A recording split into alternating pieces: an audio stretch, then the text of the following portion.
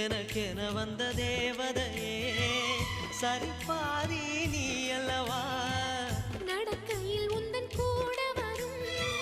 நிழல் போலே நான் அல்லவா கண்ணன் கொண்ட ராதையர ராமன் கொண்ட சீதையர மடி சேர்ந்த பூரதமே மனதில் வீசும் மாருதமே நன்றி சொல்ல உனக்கு வார்த்தை இல்லை எனக்கு நான் தான் மயங்குறேன் என்னுடைய மனச தந்துவிட்ட பிறகும் ஏம்மா